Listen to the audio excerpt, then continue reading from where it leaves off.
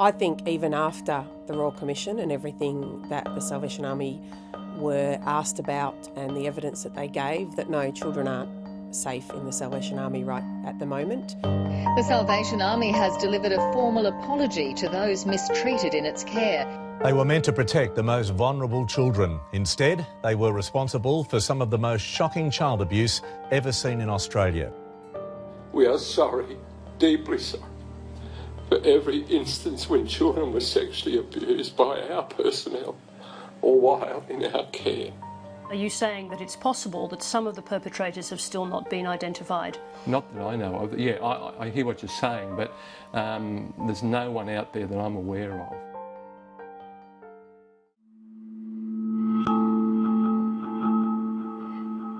Growing up in the army was very, what I'd call insular. It was, you were pretty much born in to an organisation where you went to school with other officers' kids, you went on the Salvation Army bus to school, you were in playgroup, kindergarten, everything else with other officers' kids. Within ourselves, within our group of our own as well as more broadly, we were known as the OKs.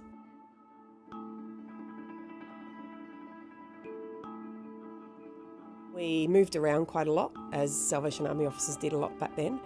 Most of the abuse took place either via the Northgate Salvation Army or when I was at the training college in Parkville. My abuse started probably from the age of about 3 or 4, and it involved 5 different people over about 10 years.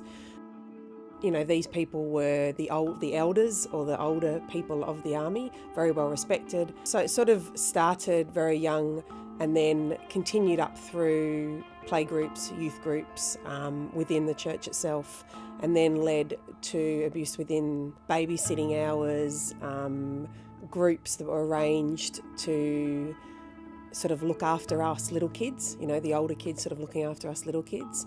And the abuse really continued for about 10 years.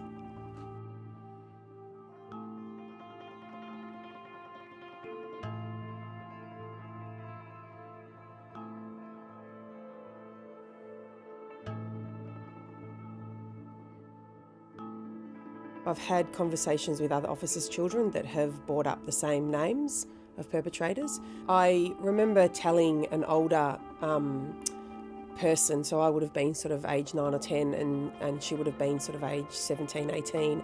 And these were sort of the older people who were in charge of us younger kids to sort of look after us in youth groups that we had.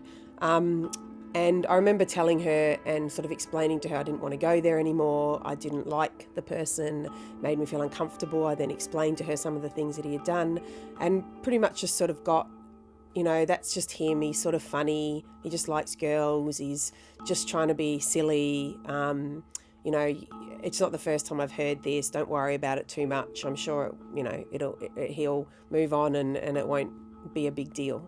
And then when I did try and speak about it a few years later, even to my mother, it was very much, you know, no one's really going to believe you because of who they were or who their parents were.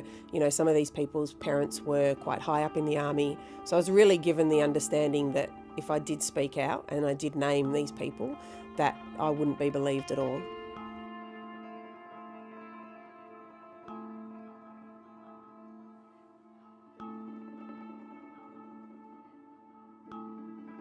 Just the very fact that there is a serving officer still in the army that has allegations against him, and really the investigation that went on wasn't very detailed.